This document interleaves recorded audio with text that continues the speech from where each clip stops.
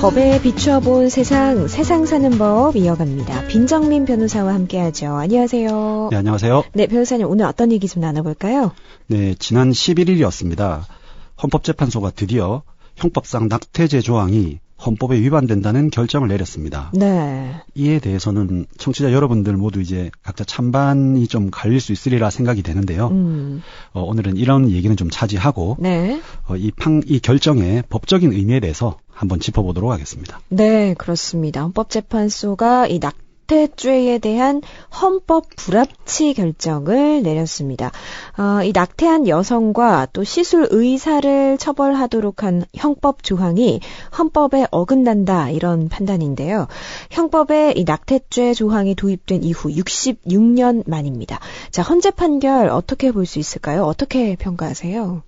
지난번에도 한번 말씀을 드린 적이 있는 것 같은데요. 이 헌법재판이라는 것은 좀 특수한 성격을 가지고 있습니다. 네. 이게 사법작용, 즉 재판을 하는 작용이기는 한데요. 네. 이것을 이제 통상 정치적 사법작용이라고 합니다.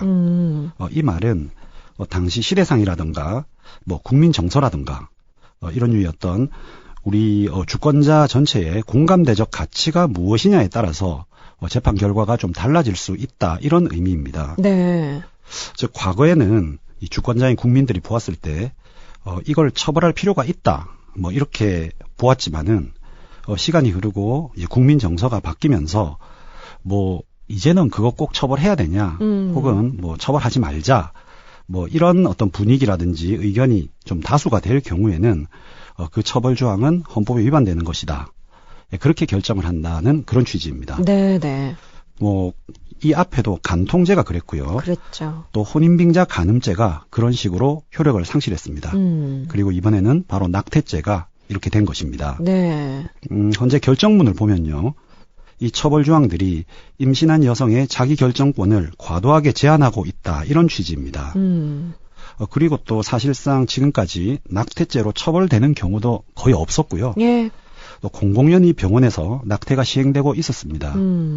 그러다 보니 심지어는 대부분의 시민들이 낙태는 합법이 아니냐 이렇게 오인하는 경우까지도 많았다고 합니다. 네. 이와 같이 처벌 조항은 있지만 실제 처벌은 거의 이루어지지 않는다는 점이라든가 또 태아의 생명도 중요하기는 하지만 또 실제 아이를 출산해서 양육한다는 것이 부모의 인생을 좌우할 만큼 매우 중요하고 또 쉽지 않은 일이지 않습니까? 네.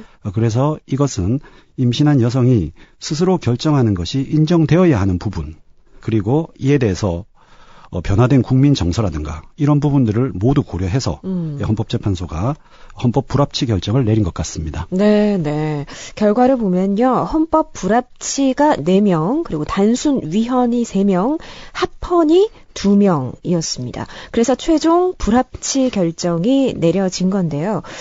궁금한 점은 헌법 불합치란 어떤 결정인 건가요? 이 단순히 위헌 결정과는 다른 점이 뭐죠? 네, 방금 말씀하셨을 때 이 헌법 불합치라는 말씀을 하셨고요. 네. 또 단순 위헌이란 말씀도 하셨는데요. 네. 이 두 가지를 비교해 보면은 아마 이해가 빠르실 걸로 생각이 됩니다. 네. 우선 단순 위헌 결정은 말 그대로 헌법에 위반된다는 것입니다. 그래서 결정과 동시에 곧바로 해당 조항의 효력이 상실됩니다. 무효가 되죠. 네. 그런데 이번에 나온 이 헌법 불합치라는 것은 이 조항이 헌법에 위반되는 것은 맞다. 이것은 인정을 합니다만은 네. 그런데 이 조항을 곧바로 없애버리면은 법적 사회적으로 좀 혼란이 야기될 위험이 있다. 그래서 일단은 효력은 없지만은 일정 기간 동안은 효력을 좀 유지시키고 그 안에 입법부인 국회로 하여금 이 법률을 좀 바꾸어 봐라.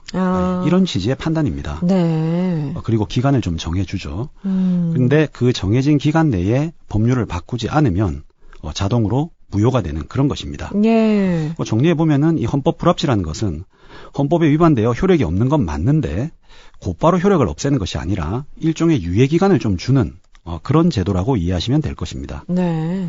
자, 그럼 이번 판결을 한번 살펴보겠습니다. 일단 헌법재판소 재판관은 총 9명이고요. 네. 이 중에 6명 이상이 찬성을 해야지 위헌 결정이 됩니다. 그런데 이번에 보시면은 9명의 재판관 중에 3명이 단순 위헌, 4명이 헌법 불합치, 2명이 합헌이라는 의견이었지 않습니까? 예, 그렇죠. 제가 방금 헌법 불합치도 위헌 결정은 맞는데 일종의 유예 기간을 주는 그런 제도라고 말씀을 드렸죠. 네. 그래서 결국 위헌이라고 본 재판관은 단순 위헌 3명에 헌법 불합치 4명을 합해서 7명이 위헌이라고 본 것입니다. 6명 이상이죠. 예. 그래서 이것은 위헌 헌법에 위반된다 이런 결정이 나온 것이고요. 그런데 이 단순 위헌과 헌법 불합치가 이런 식으로 겹치게 될 경우에는 규정상 헌법 불합치 결정을 하게 됩니다. 예. 이 헌법 불합치가 유예 기간을 둬서 위헌 결정에 따른 혼란을 줄이기 위한 제도이기 때문에 그렇게 규정이 되어 있습니다. 네, 네. 이 재판관 9명 중에 2명은요, 이 낙태죄를 유지해야 한다는 소수 의견이었습니다. 어떤 내용이었죠? 네, 이것은 2012년 과거의 합헌 결정과 대동소이한 주장인데요. 네. 임신한 여성의 자기 결정권이 태아의 생명권보다 꼭 중하다고는 볼 수 없다 이런 취지입니다. 그래서 여성의 자기 결정권을 더 보호할 이유는 없다라는 그런 취지의 주장을 하셨습니다. 네, 그렇군요. 헌법 불합치 결정으로 인한 효력은 어떤가요? 이제 낙태하면 불법이 아니게 되는 건가요? 네, 방금 말씀드린 바와 같이 이 위헌 결정이 되면 그 법률 조항은 이제 효력이 없음, 즉 무효가 됩니다. 네. 즉 적용을 못하게 되는 거죠. 그런데 헌법 불합치 결정의 경우는 유예 기간을 둔 위헌 결정, 즉 효력이 없는 거는 맞는데 갑자기 없애면 혼란이 있을 수 있으니까 일정 기간 동안은 효력을 유지한다 이런 취지입니다. 그러니까 일단 낙태를 하게 되면 형식적으로는 법률의 효력이 여전히 남아있기 때문에 불법은 맞다고 봐야겠죠. 형식적으로는요. 아, 그렇군요. 그럼 처벌을 받게 되는 건가요? 그건 아닙니다. 사실상 헌법재판소에서 이 처벌 조항이 헌법에 위반된다고 결정을 했기 때문에 아마 재판을 통해서 처벌이 되거나 혹은 검찰 단계에서 기소가 되거나 이런 경우는 거의 없을 것으로 생각이 됩니다. 심지어 우리 대법원에서는 헌법 불합치 결정의 경우에도 이것도 위헌 결정이라서 비록 헌법재판소가 유예 기간을 두고 그 기간 안에는 효력이 있다고 하더라도 법원은 해당 처벌 조항이 효력이 없는 것으로 보고 무죄를 선고할 수 있다라는 입장입니다. 그래서 현실적으로 아마 처벌은 좀 힘들 것으로 생각이 됩니다. 네, 그렇군요. 그러니까 이번 판단으로 인해서 낙태가 전면 허용되는 건 아닌 거죠? 예, 그렇습니다. 헌법재판소는 이 헌법 불합치 결정을 하면서요. 이를 헌법재판소 결정문의 취지에 맞게 개정을 하라고 하면서 유예 기간을 주었습니다. 일단 유예 기간이 지나지 않았기 때문에 형법상 낙태죄 조항은 여전히 유효한 상황임은 방금 말씀드렸고요. 그래서 법적으로 허용이 된다고 보기는 좀 어렵고 그리고 앞으로 해당 조항이 어떻게 바뀔지는 알 수가 없어 보입니다. 다만 헌법재판소의 결정 취지를 보면요. 원칙적으로 임신한 여성의 자기 결정권을 무한정 인정할 것이 아니라 임신 22주 내를 결정 기간으로 정했고요. 또 사회 경제적 사유로도 낙태가 가능해야 한다 이런 취지였습니다. 그래서 아마 앞으로 법이 개정될 때 이러한 내용이 반영되어서 이 새로운 법률이 제정될 것으로 생각이 되고요. 그런 차원에서 보면 이 헌법재판소 결정의 취지를 벗어나는 낙태의 경우에는 여전히 금지가 되고 처벌이 될 확률이 높아 보입니다. 지금 낙태 혐의로 재판 중인 사람들도 있을 텐데 아무래도 영향을 좀 받게 될 것 같습니다. 남은 재판 판단이 어떻게 달라질까요? 네, 법령에 따르면요. 헌법 불합치 결정이 나오면은 그 유예 기간이 지나기 전까지는 법원이 일단 재판을 중지하고요. 법이 바뀔 때까지 기다렸다가 이 개정 법률이 나오면 거기에 따라서 재판을 하는 것으로 이렇게 규정이 되어 있습니다. 이 경우에는 기다렸다가 새 법령에 따라 무죄 선고를 하는 그런 게 대부분이겠죠. 그런데 방금 말씀드린 바와 같이 대법원의 입장은 또 헌법 불합치 결정에서 유예 기간이 지나기 전이라도 법원은 이 무죄 선고를 할 수 있다라고 또 그런 입장입니다. 조금 부딪히기는 하는데요. 어쨌든 빠르든 늦든 무죄 선고가 될 확률이 커 보입니다. 그렇군요. 그러면 기존에 낙태죄로 처벌받았던 사람들도 있을 텐데 그 사람들이 구제받을 수 있나요? 재심 통해서 무죄 판단 받을 수 있을까요? 네, 그렇습니다. 이번 낙태죄 조항과 같은 형법 조항에 대해서 헌법 불합치나 위헌 결정이 있게 되면 이 조항은 소급해서 무효가 됩니다. 이 말은 아예 그 제정 당시 처음부터 이 처벌 조항이 없었던 것으로 본다라는 그런 것입니다. 그렇다면 기존에 낙태죄로 처벌받은 사람들의 경우에는 처벌 조항이 없는데 부당하게 처벌을 받은 게 되죠. 그렇죠. 예, 그래서 기존의 판결이 잘못되었기 때문에 이를 취소해달라는 재심을 청구할 수 있고요. 이를 통해서 무죄 판결을 받습니다. 그리고 과거에 이 형이 확정이 되어서 실형, 즉 교도소를 다녀오신 경우에는 네. 이 실형을 사신 기간에 대해서 형사 보상을 청구하실 수가 있고요. 또 벌금형을 선고받으신 경우에는 내신 벌금에 대해서 그간의 이자를 더해서 또 형사 보상을 청구하실 수도 있습니다. 다만 주의하실 점이 있는데요. 네. 이 낙태죄 사안의 경우에 이 소급표라는 게 무한정 가는 것이 아니라 과거 헌법재판소가 합헌 결정을 내린 날의 다음 날까지만 가능합니다. 아, 그래요?